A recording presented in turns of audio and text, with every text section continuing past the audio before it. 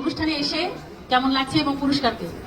আমি প্রথমেই কি বলবো, thanks to Almighty Allah, thanks to 71 media iconic awards যারা আজকে এই আয়োজনটি করেছে।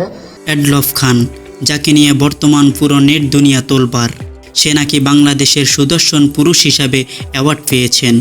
সেই ভিডিও দেখে বাংলাদেশের মানুষ বিভিন্ন মন্তব্য করছেন। কেউ নিজের ছবি ফেসবুকে আপলোড দিয়ে নিজেকে সুদর্শন পুরুষ হিসাবে দাবি করছেন।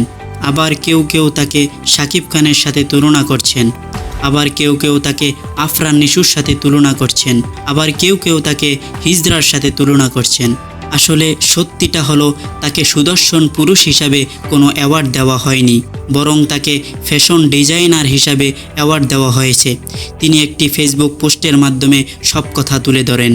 তিনি বলেন, বিউ বাণিজ্যে আমাকে বন্দুকের গুলির মুখে রেখে ভালোই কামাচ্ছেন, আমাকেও কিছু দিয়েন। নিজের ছবি ও ভিডিও ঘিরে সোশ্যাল মিডিয়ার ব্যাপক মাতামাতি আর ভাইরাল পরিস্থিতি নিয়ে হতাশা ও বিরক্তি প্রকাশ করেছেন বাংলাদেশের জনপ্রিয় ফ্যাশন ও মডেলিং কোরিওগ্রাফার এডলফ খান।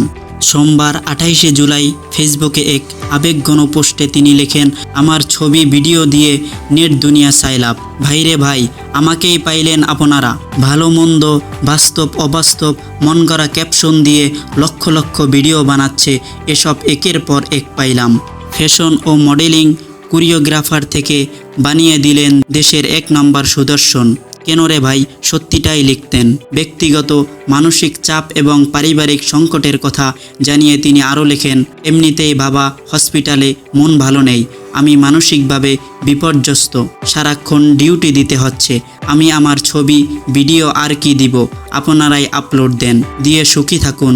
এত পোস্ট আমাকে নিয়ে দিশেহারা হয়ে গেলাম, আপনারা পারেনও বটে। এডলফ খান অভিযোগ করেন, এসব ভিডিও ও পোস্টের ভিউ ও ভাইরাল বাণিজ্যের পেছনে তাকে ব্যবহার করা হচ্ছে। তার ভাষ্যে, ভাইরাল আর ভিউয়ের বাণিজ্যে আপনারা তাকে বন্দুকের গুলির মুখে রেখে ভালোই ডলার কামাচ্ছেন। তো মাঝে মাঝে আমাকেও দিয়েন কিছু, না দিলেও অন্তত কৃতজ্ঞতা দিয়েন। নানা রকম ভিত্তিহীন তথ্য ও পরিকল্পিত উপাধিতে নিজের নাম ব্যবহার নিয়ে বিরক্তি জানিয়ে এডলফ খান বলেন, জামার দাম থেকে শুরু করে লাখো মেয়ের ক্রাশ শাহরুখের সাথে তুলনা হয়ে এখন দেশের 1 নম্বর সুদর্শন পুরুষ হিসাবে পুরস্কার প্রাপ্তি বানিয়ে দিলেন।